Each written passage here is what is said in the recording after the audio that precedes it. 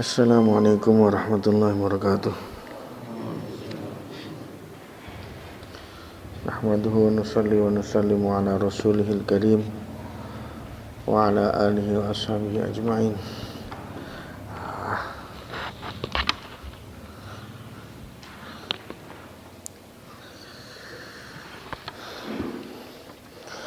Rabbi shrah li sadri wa yassir li amri wahlul 'uqdatam min lisani yafqahu qawli.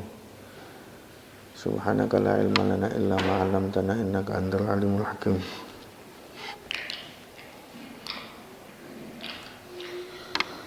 Bismillahirrahmanirrahim.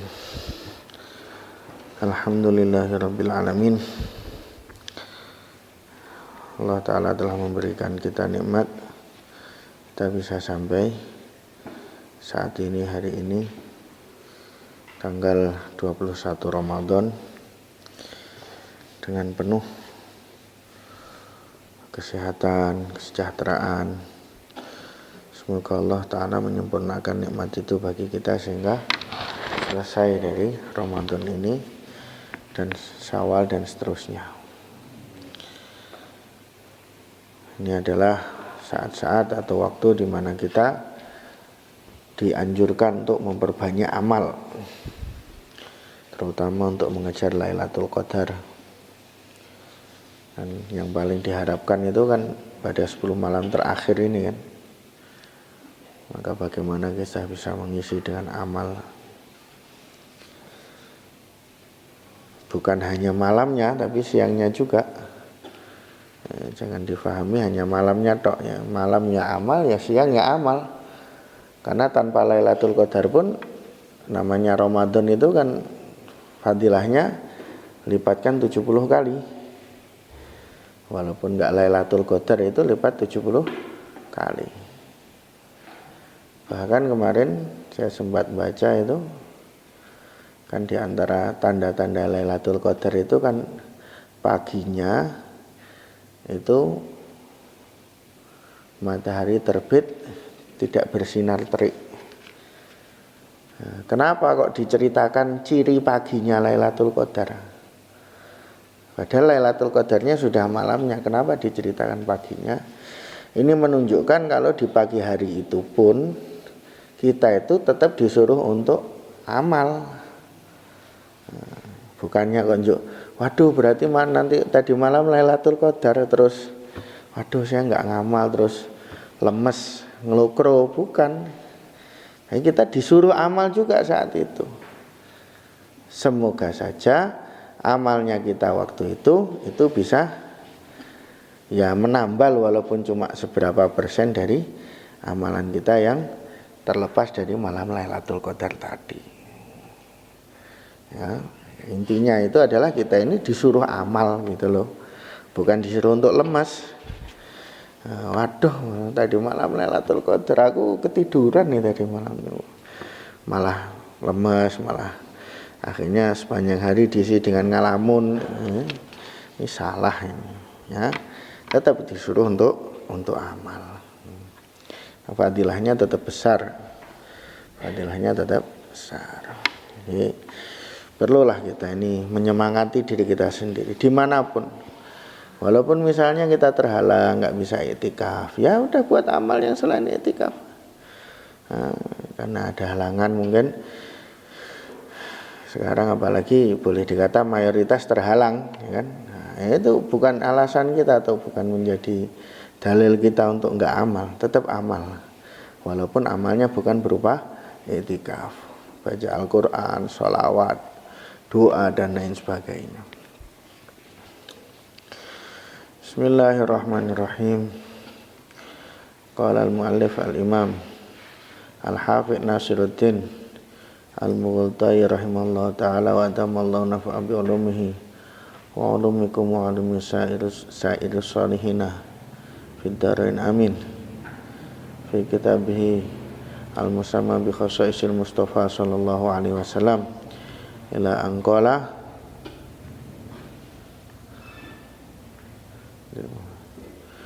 ya kemarin ada yang kurang no? Wa amaron Nabi SAW wa fi musnadi Ahmad amaron Nabi SAW Umar bin Al-Khattab bi ayyuzawida arba'ami'ati raqibin min tamrin kalfasili robid. Kalfasili kaya dene anake unta, ar-robiti kang derum. Seperti anak unta yang derum apa? Yang lagi duduk gitulah, lagi duduk. Jadi punya setumpuk kurma yang ukurannya kalau dilihat itu seukuran anak unta yang sedang duduk. Nah, cuma segitu satu tumpuk yang enggak terlalu besar itu kok bisa digunakan untuk memberi bekal bagi 400 pasukan berkuda.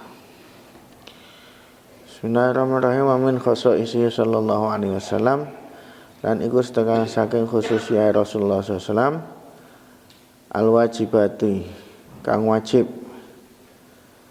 alaihi ngatasi Nabi iku ad-duha, salat duha, wal udhiyatu lan kurbanan, wal witru lan witir, wa tahajjudu lan tahajud, wasiwaku lan siwak, wal musyawaratu lan musyawarah, wa musabaratul adwi lan sabar ing atase musuh, wa in kasuru senajan akeh sapa adu au zadu. Yang bawahnya ini la'alal asl au zadu ala dhi'fi, au zadu utawa tambah sapa adu ala dhi'fi ing atase tikelan. Termasuk khosoisnya Nabi SAW itu adalah kewajiban-kewajiban yang wajib dilaksanakan Nabi, seperti sholat duha, berkorban, dan seterusnya. Wajib kok jadi khususiyah. Khususiyah ini kan kita sedang berbicara tentang kelebihan, ya kan? Maknanya khususiyah ini kan kelebihannya baginda Rasulullah SAW dibanding orang-orang lain, dibanding umatnya. Nah, kelebihan kok berupa wajib, itu piye? Padahal kalau kita itu menganggap wajib itu malah beban, ya enggak? Wajib itu kan beban, jadi malah berat.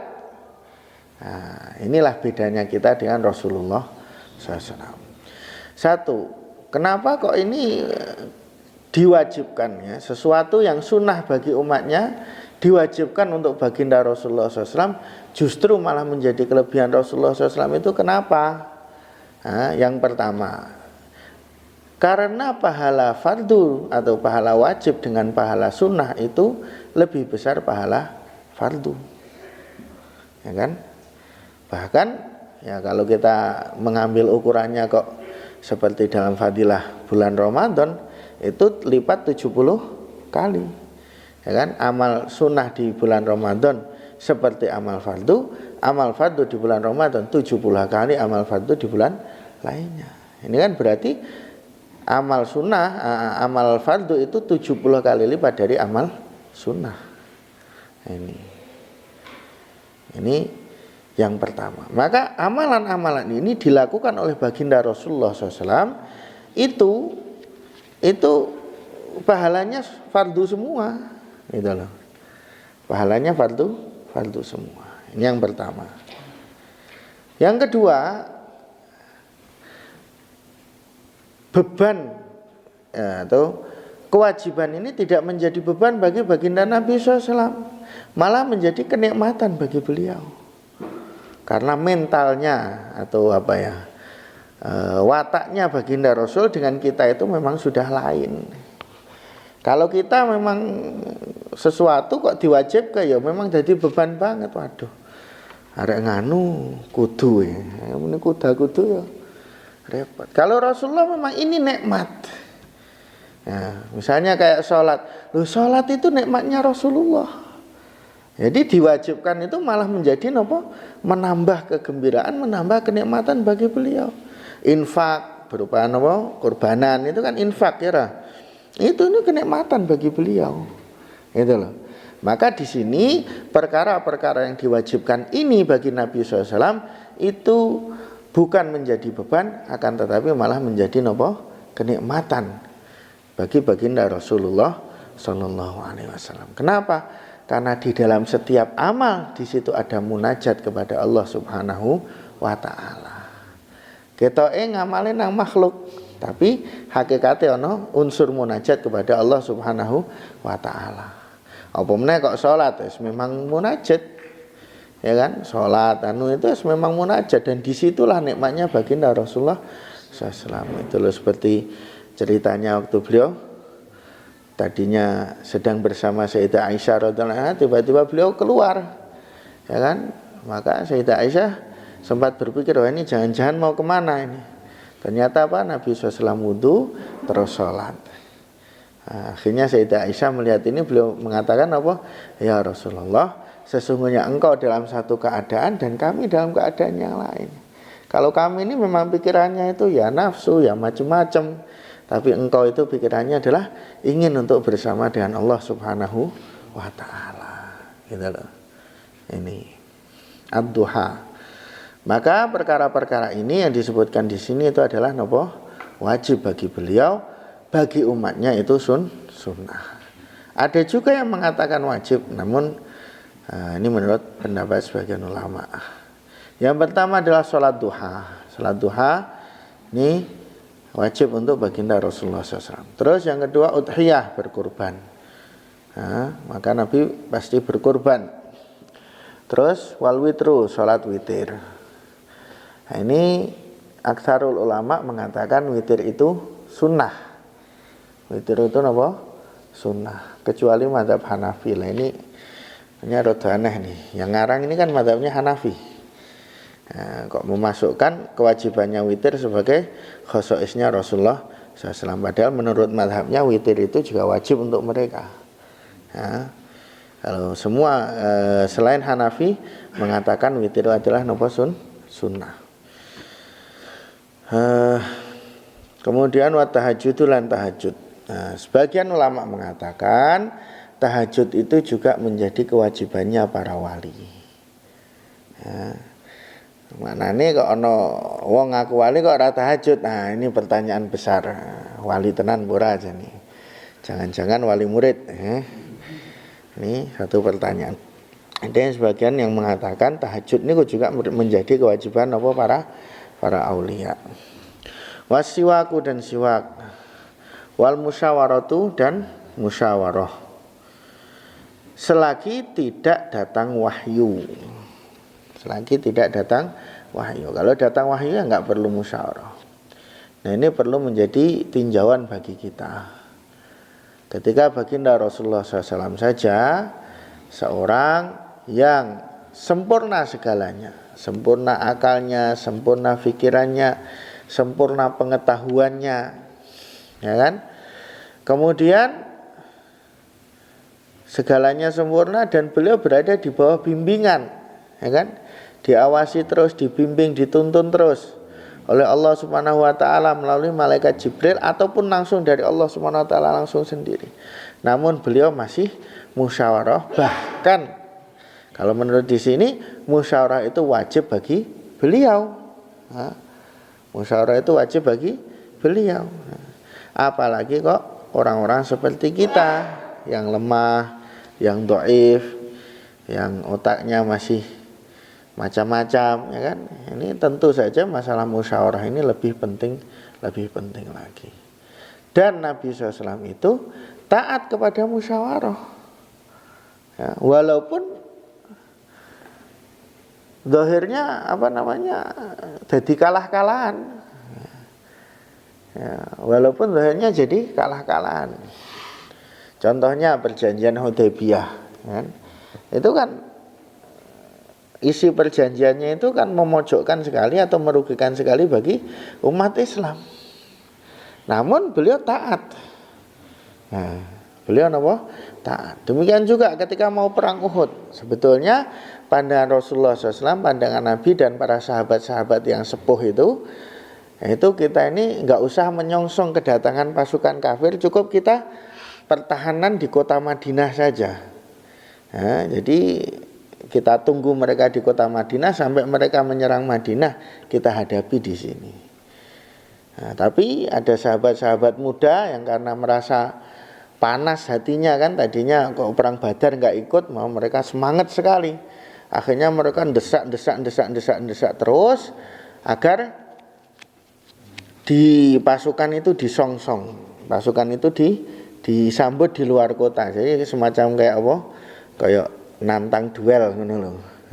Sama-sama di tempat yang tidak dikuasai, istilahnya tidak menguntungkan gampangane. Nah, kalau di Madinah kan untung tempat ya lah, untung bisa ngatur pertahanan. Nah, ini tidak. Kalau di luar Madinah kan tidak. Nah, akhirnya musyawarah karena yang muda ini mendesak terus, akhirnya baginda Rasulullah SAW mengalah. Terus diputuskan kita sambut mereka pasukan kafir di Uhud. Nah, ini putusan, walaupun gampangane apa ya istilah ini usulan dari orang yang lebih muda, yang lebih tidak pengalaman, tapi ketika menjadi keputusan musyawarah maka ditaati juga oleh baginda Rasulullah SAW. Wa musabaratul adu, dan bersabar terhadap musuh walaupun mereka itu lebih banyak atau lebih dari dari berkali-kali lipat. Kalau untuk umatnya maka kan sudah dirukhsah oleh Allah Subhanahu wa taala. Tadinya kalau masih 10 kali lipat itu harus sabar. Lebih dari 10 kali lipat baru boleh mundur, ya. Mundur untuk lari, untuk kalah. Kalau mundur untuk strategi lain, ya. Nah, mundur untuk strategi ini lain. Ini mundur untuk kalah. Nah, ini napa jenenge tadinya 10 kali lipat. Kemudian ayatnya dinusah dengan berapa? 2 kali lipat. Hukumnya dinusah. Nah, maka selama musuh masih 2 kali lipat itu tetap harus bertahan. Ya, kalau sampai kok lari, ya, bukan karena strategi, karena takut, karena pengecut, maka ini dosa hukumnya. Tapi kok lebih dari 2 kali lipat, nah, maka ini enggak apa-apa, ya. Kita apa jenenge mundur itu tidak apa-apa. Bahkan ulama mengatakan misalnya kaum muslimin 100, kaum kafir 201. Nah, 201 berarti kan 2 kali lipat tambah 1. Nah, ini sudah boleh. Ya, ada sebagian ulama yang mengatakan seperti itu. Nah, kecuali baginda Rasulullah Shallallahu Alaihi Wasallam, maka harus terus bertahan. Ya. Harus terus bertahan. Dan ini tidak pernah Rasulullah kok mundur itu, ya kan? Tidak pernah Rasulullah SAW kok mundur. Waktu perang Hunain, ya kan, sahabat sudah kocar-kacir semua, Nabi tetap bertahan di situ, ya kan, bahkan maju, bukan cuma bertahan tapi napa maju sehingga terpaksa dipegang napa keledainya itu oleh Abu Sufyan radhiyallahu anhu. Wa qada udaini man mata alaihi wa alaihi dainun walam yukhlif wafa'an. Wa qada udaini man lan bayar utange wong mata kang mati sapa man walahi iku ing atase man dainun utawi utang walam yukhlif lan ora ninggal sapa man wafaan ing pembayaran utangi. Nah, Nabi SAW juga membayarkan hutangnya orang yang tidak punya wafa. Jadi Nabi SAW bersabda, barang siapa yang mati, kalau dia punya harta maka untuk ahli warisnya, kalau tidak punya harta, kalau punya hutang maka menjadi tanggungan saya, kata baginda Rasulullah Shallallahu Alaihi Wasallam. Inilah yang terjadi dulu. Namun ada ulama yang mengatakan ini sudah mansukh juga. Jadi tidak menjadi wajib lagi bagi Rasulullah membayarkan hutang orang lain. Ada yang mengatakan juga ini menjadi tanggung jawab Baitul Mal. Wa takhyiru nisaihi, lan akon milih garwa-garwane Kanjeng Nabi. Antara disuruh milih antara apa? Ya, antara kehidupan dunia dengan kehidupan akhirat. Dan inilah yang dilakukan oleh Rasulullah SAW. Beliau menawari satu persatu istrinya, apakah mau memilih kehidupan dunia? Kalau begitu ya akan diberi harta secukupnya oleh Rasulullah SAW, setelah itu diceraikan.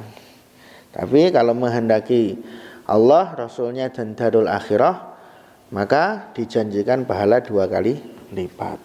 Ya, 2 kali lipat. Wa min khasaisi sallallahu alaihi wasallam al-muharramati alaihi. Iku setengah saking khasaisi Nabi sallallahu al-muharramati alaihi. Fa yakunu mongko ana apa al-ajru ganjarane fijtinabiha ing dalem ngedoi muharramat.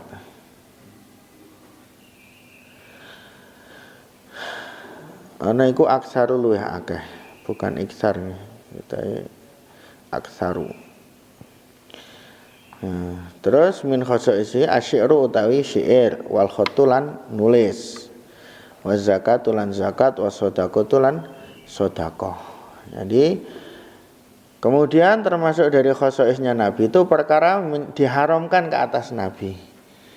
Perkara ini boleh ke atas umatnya, namun Nabi SAW diharamkan untuk melakukannya. Supaya apa? Supaya dalam menjauhi perkara tersebut itu beliau mendapatkan pahala yang lebih banyak. Seperti tadi dalam masalah kewajiban, maka pahalanya lebih banyak dalam menjalankan. Kalau ini perkara kok haram, maka pahalanya lebih banyak di dalam meninggalkannya. Contohnya syair. Nabi itu syair, dan semua anbiya itu enggak ada yang bisa syair. Wa ma 'allamnahu syi'ra wa ma yambagilah. Tidak kami ajarkan syair kepada mereka, dan tidak pantas syair itu untuk mereka. Kenapa? Karena syair niku ya boleh dikata lah, bahasa gampang itu dolanane wong nganggur. Atau dolanane apa? Ya dolanane wong nganggur.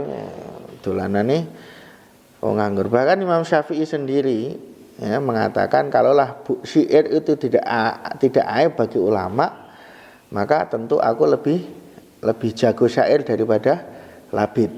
Labid itu kan seorang ahli syair yang sangat terkenal sekali, yang sangat jagoan sekali. Nah, Imam Syafi'i kalaulah syair itu bukan merupakan aib bagi ulama, maka tentu aku lebih ahli dalam bidang syair daripada Labid. Nah, ini nek ambiya itu mutlak. Nah, kalau ulama ya syair itu kalau kok isinya hikmah ya jadinya bagus gitu loh. Kalau isinya kok karena kebanyakan syair pada awalnya itu kan isinya napa? Isine siji ngalamun atau tafakhur, bangga-bangganan, kesombongan, atau napa? Ghazal. Ya, rayuan. Nah, itu kan nganggur kabeh iku. Itu kan apa nganggur kabeh. Nah, terus kalau Nabi itu kenapa kok dijauhkan dari syair? Supaya lebih menjadi dalil bahwa Al-Qur'an itu bukan syair. Bukan hasil dari sastra gitu loh. Bukan hasil dari sastra, bukan hasil dari orang yang punya jiwa seni yang tinggi, maka dia bisa merangkai kata-kata yang indah. Nah, ini supaya lebih bisa jadi dalil untuk itu. Maka Nabi SAW ini tidak bisa syair. Ada beberapa hadis di mana seolah-olah Nabi itu membaca syair atau melantunkan syair. Seperti misalnya waktu perang Hunain beliau mengatakan ana nabiyyun nakadzib ana ibnu Abdul Muttalib. Nah, ini kan seolah-olah seperti syair ini, ya kan? Nah, maka ya, ini itu adalah tidak sengaja. Tidak sengaja, dan sangat sedikit sekali Nabi SAW seperti itu. Terus wal khat, tulisan. Nabi SAW juga tidak bisa nulis. Baca tulis itu Nabi tidak bisa. Ada yang mengatakan, wah ini satu kekurangan. Bahkan ono sing nuduh Nabi itu kurang terawat waktu kecilnya, sehingga ra ono sing ngajari nulis. Nah, iku ngawur kabeh iku. Ya, ngawur kabeh. Ini mukjizat. gitu loh. Memang nggak bisa nulis bagi orang lain itu aib, tapi bagi baginda Rasulullah SAW bukan aib. Bahkan ini adalah merupakan jawaban ke atas orang-orang kafir, orang-orang fasik, orang-orang yang ingin mengkritik baginda Rasulullah Sallallahu Alaihi Wasallam. Ya. Kalaulah baginda bisa menulis dan membaca, maka orang bisa saja mengatakan, oh, ajaran Islam Al-Quran ini adalah merupakan hasil dari Nabi SAW membaca penemuan atau membaca kitab-kitab umat terdahulu. Ya kan? Wong gak ra iso maca, ra iso nulis, ana sing nuduh bahwa baginda Rasulullah SAW itu mendapat ajaran ini dari Buhaira jari ini. Ana sing ngomong dari sopo pendeta sopo ngono. Ya enggak masuk akal semua itu. Wong enggak bisa baca, enggak bisa nulis kok. Ya. Terus kalau misalnya cerita Buhaira tadi, lah emangnya Nabi di tempat Buhaira itu berapa bulan? Wong mampir waktu dagang habis itu jalan lagi kok. Ya kan? Mampir sekedar gampangan itu ngombe, ngunjuk ya kan? Hanya minum ya, namanya perjalanan jauh, maka minum, makan sebentar di situ. Nah, kalau misalnya nginep ya paling berapa hari itu 1-2 hari, habis itu berangkat lagi. Cukup memangnya waktu hanya segitu untuk menerima ajaran yang begitu dalam, begitu luas. Nah, yang beliau sendiri sehingga untuk menyampaikannya berapa tahun? 23 tahun. Kan nggak mungkin semua itu. Jadi semua yang dituduhkan oleh musuh-musuh Islam bahwa ajaran agama ini bukan dari Allah, ajaran ini adalah hasil dari pendeta agama yang lain, atau hasil dari ajaran kuno, atau dari apa, itu semua terpatahkan dengan ini. Nggak bisa baca. Dari mana beliau dapat ini? Oke, cerita umat terdahulu ada dalam Al-Quran, Nabi menceritakan dalam hadis. Ini beliau dapat dari mana? Kalau nggak dari wahyu, dari mana? Ya kan? Maca ra iso. Nek diceritani mosok iso apal kaya ngono. Ya kan? Itu. Jadi ketidak bisa membaca dan menulis beliau itu bukan aib. Bahkan itulah merupakan apa? Mukjizat. Makanya sering saya katakan ya, kalau kita mau memandang suatu kejadian, ya kita pandang menurut ukuran orang zaman itu, di zaman itu. Jangan menurut ukuran zaman kita sekarang. Kalau menurut ukuran zaman kita sekarang kadang-kadang menjadinya rancu.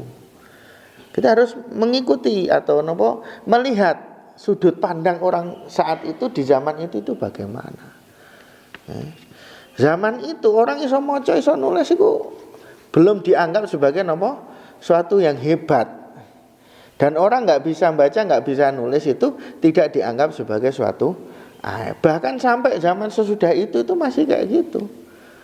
Nah, cerita jahiliyah, cerita itu banyak raja-rajanya nggak bisa baca, nggak bisa nulis. Makanya punya juru tulis karena dia nggak bisa. Nah, punya juru tulis karena dia nggak bisa memang. Nah, raja-raja besar banyak yang nggak bisa baca, nggak bisa nulis. Sampai ratusan tahun sesudah Nabi wafat pun masih seperti itu.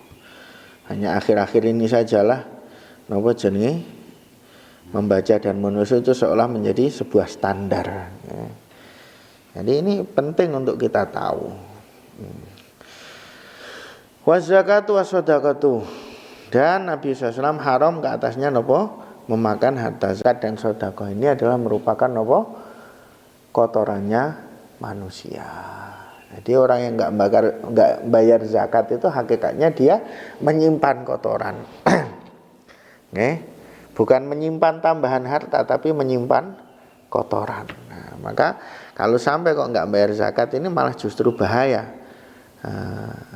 Makananmu, pangananmu kok kecampur kotoran, itu piye dadine iso keracunan, ya ra. Nah, semono uga harta zakat kok tidak dibayarkan, ini bisa menjadi racun. Maka Nabi SAW tidak haram untuk memakannya. Demikian juga sodakoh. Lah nek keturunannya nek di zaman Nabi keturunannya itu juga haram, ya kan? Ahlul bait itu juga juga haram. Namun ulama berbeda pendapat tentang zaman sekarang. Ya, ada yang mengatakan tetap sampai zaman sekarang itu masih nopo haram bagi ahlul bait untuk menerima zakat, menerima sedekah. Ya, namun sebagian ulama lain berpendapat tidak haram. Kenapa? Karena kalau dulu ya kan zaman Rasulullah SAW, ahlul bait itu mendapatkan 1/5 dari khumus, ya kan? Mendapat nopo 1/5 dari khumus, ya kan? Nah zaman sekarang kan sudah tidak mendapat bagian itu, maka diperbolehkan untuk mengambil. Wallahu a'lam. Wal aklu mutakian, dan tidak boleh bagi Nabi itu untuk nopo makan sambil bersandar. Kalau kita sebetulnya makruh, ya. Kalau beliau nopo haram. Kenapa? Karena niki gambarnya nopo ciri orang-orang yang sombong. Makan dengan bersandar niku menjadi ciri orang sombong, sedangkan Nabi SAW niku adalah jauh dari sifat kesombongan. Wa qlisaumi, lan dahar bawang putih, wal basali lan bawang merah, wal karosilan daun bawang.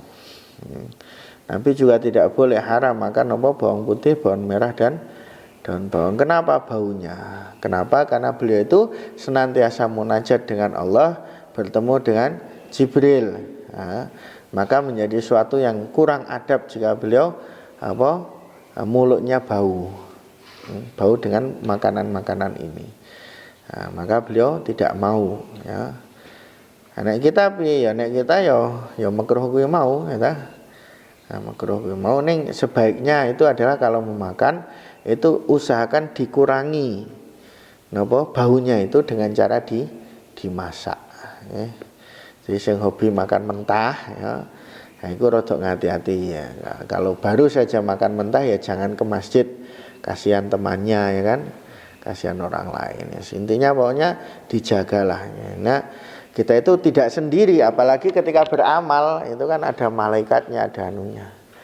Bahkan Masya Allah, saya mendengar salah satu masyayikh di Mekah, namanya Syekh Idris Al-Mandili, ya, itu kalau mau nyetori, ya, beliau kan guru Quran, kalau mau nyetori, bukan cuma mau membaca sendiri, mau menyetori itu aja, beliau akan mengambil minyak wangi terus diusapkan di mulutnya, ya. Sebagai apa? Sebagai adab, ya. Sebagai adab, nah, diusapkan di mulutnya. Padahal itu nyetori, akhirnya kan nggak membaca ya. Apalagi kok mau membaca kan mestinya pakai lebih lagi tuh. Itulah nama jenenge baginda Rasulullah Sallallahu Alaihi Wasallam. Jadi hal-hal yang ini yang disebutkan tadi itu bagi umatnya tidak haram. Akan tetapi bagi baginda Rasulullah SAW itu haram. Supaya apa? Supaya bertambah pahala bagi baginda Rasulullah SAW. Dan perlu kita pahami bahwa pahala baginda Nabi itu berkali lipat dari umatnya, 2 kali lipat dari umatnya dalam semua amalnya. Jadi ya ini ya juga iya, yang lainnya juga iya. Misalnya kita sholat, sama-sama sholat, nggih. Nek pahala kita misalnya 1, pahala Nabi 2. Sama-sama sedekah, sholat, puasa, semuanya pahalanya Rasulullah SAW itu adalah nomor 2 kali lipat, ya. Orang-orang yang pahalanya dilipatkan 2 kali niku ada berapa? Di antaranya adalah Nabi SAW sendiri, terus istri-istrinya, ya kan? Terus yang disebutkan dalam hadis itu, orang yang nopo ahli kitab yang iman kepada kitab terdahulu, kemudian iman kepada baginda Rasulullah SAW, kemudian budak yang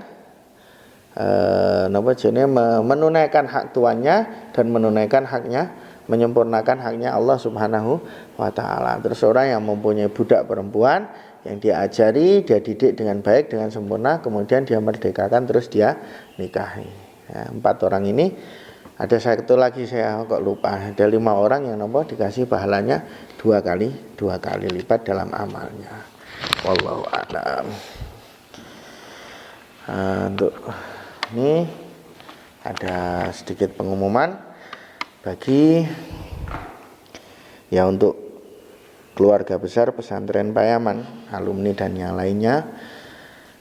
berkaitan dengan masalah Idul Fitri nanti, yaitu berdasarkan hasil musyawarah antara para asatidzah dengan keluarga dalam berkenaan dengan hari raya Idul Fitri. Yang pertama adalah ziarah ke makam masyayikh pesantren untuk sementara ditiadakan.